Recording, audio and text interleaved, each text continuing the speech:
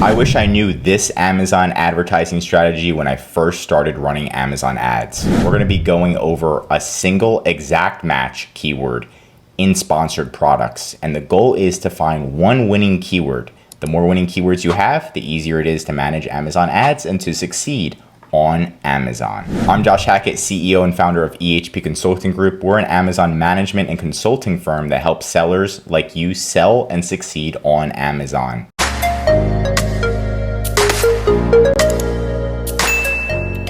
Before we get started, if you're an Amazon seller too, please headbutt that like and subscribe button. I would really appreciate it. And I'm an Amazon seller as well, so we can join and combine forces. Let's dive in. Okay, so step number one is you need to start with an automatic campaign. That's my recommendation. Run 4 automatic campaigns.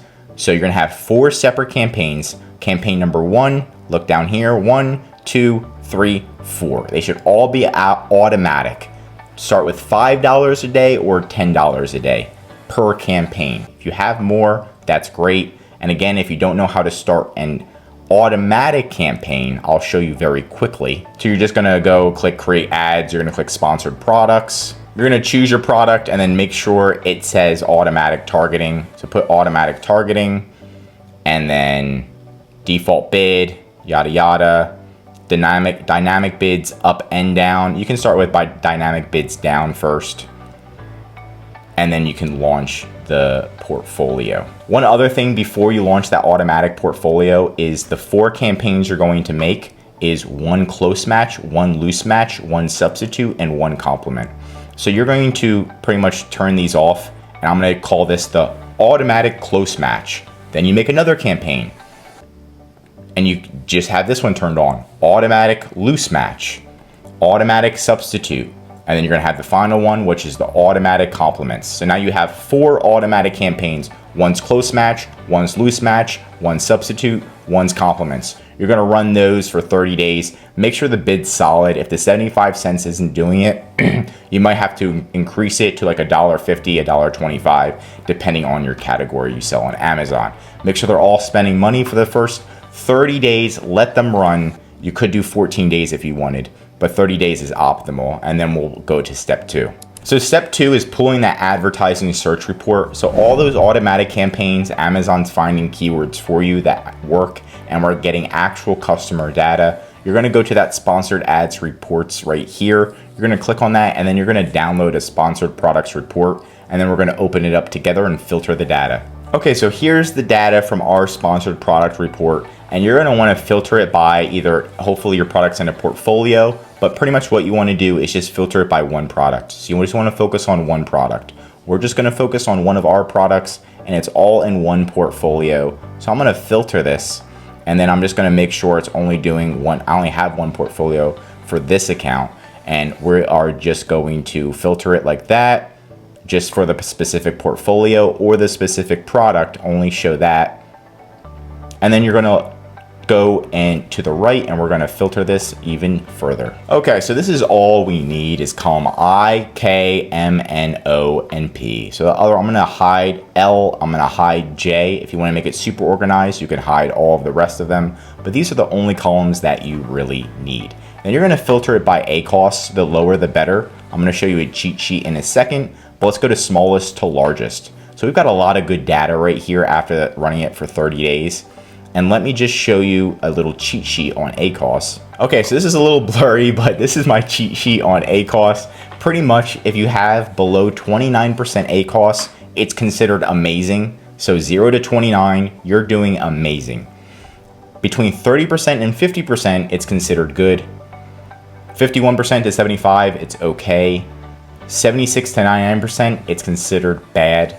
And then anything above 100% is very bad. You're definitely losing money no matter what. So you want to get it into this amazing category, obviously. So that's what you want to be focusing on. When you filter this data and you go from smallest to largest, you want it to be below 29%. So anything above 29%, here this one starts at 30%, these ones are a no-go. So we're not even going to focus on these ever, pretty much, right? For this winning keyword campaign. What you want to focus on is how many clicks you're getting and then how many sales you're getting, right? Total orders in the next 70 days. I'm gonna bring R into this. So here's column R, so we can see the total 7 days total orders. And we can do the math here on how many orders that we're getting. See this one right here? Little Lady Kegel Exerciser. We've got 55 clicks. We've got only $3 per click. And we've got, in the last 7 days, $1,000 in sales. This one stands out. And I know you're like, hey, why don't we just focus on this one? That's because it only has 1 click. And we only have 1 click. We don't have much data. We want something with more clicks that we have more data with. Because the ones with 1 click, we can test. We can make a campaign, but it might not be as good because we don't have good data on it yet, right? Something with more clicks, again, this one has 106 clicks. This one has 55 clicks. This one also has 55 clicks. Something with 13 clicks. And we can kind of determine it by the sales as well. So this has more than 1 sale, and this could be a good reverse ASIN. So you want to take some of these that have good data and you want to change them into 1 winning keyword campaigns. Again, I could test these ones as well, but I don't want to say that they're going to work well. I'm more confident in the ones that are further down that have this one that has $1,000 in sales.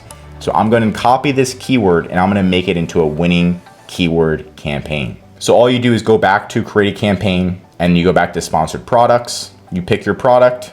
And instead, this time you're going to change it to manual targeting. You're going to do keyword. This one's a keyword target. You're going to enter the list and you're only going to do exact match. And we're going to pull this back up and we're going to get this. Here is the keyword. And you're only putting in 1 keyword. And you even have the cost per click. So if we go back, it tells us the cost per click. We spent it was around $3.22 per click.